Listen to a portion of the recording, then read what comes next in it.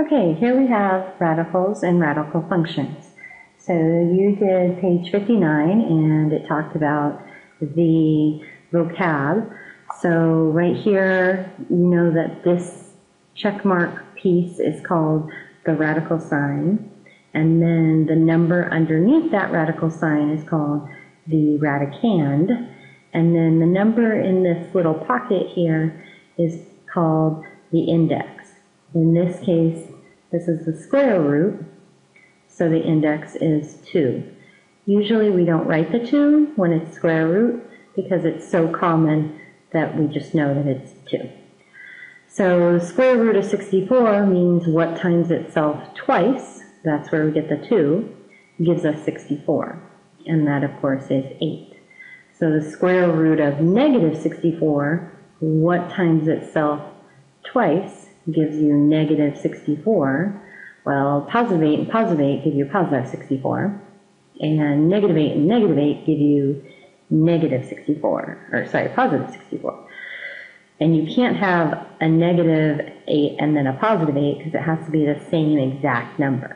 So this doesn't work, and we say it's not a real number. We're going to get into those fake numbers later. So we just say not a real number. However, this one, it says the opposite of the square root of 64, y to the 14th. So what times itself gives us 64 y to the 14th? Well, we know it's going to be 8. And then y to the 14th, let's just try it.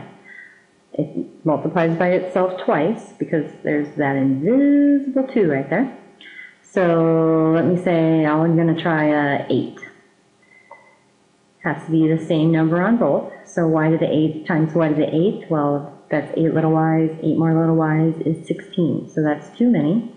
And I don't have an eraser here, so I'm going to scribble that out. And what about 7? And that'll give you 14 little y's. So it's 8y to the 7th. And then that was the opposite of whatever this thing ended up to be. And that ended up to be a positive 8y to the 7th, so now it's going to be negative. Here we have the cube root of 216. So what times itself 3 times gives you 216? And the answer is 6. Right now, I'm just working with your familiarity with the perfect cubes and perfect squares, in this case the perfect 5th power.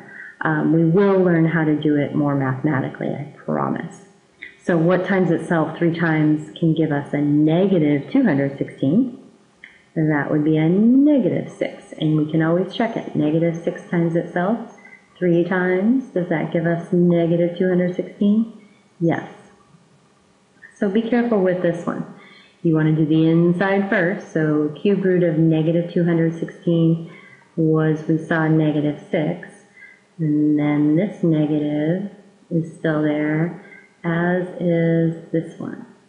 So if we work from the inside out, the opposite of negative 6 is positive 6. And then this negative makes it negative 6. Here we have the 5th root of 32. So what times itself 5 times gives you 32? You know that it's going to have to be a fairly small number, so let's try 2.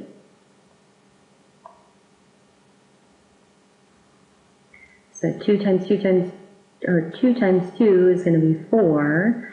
This 2 and this 2 make 4 as well, or multiply to be 4. And then 4 times 4 is 16, and then times 2, we do indeed get 32. So the 5th root of 32 is 2 as the answer.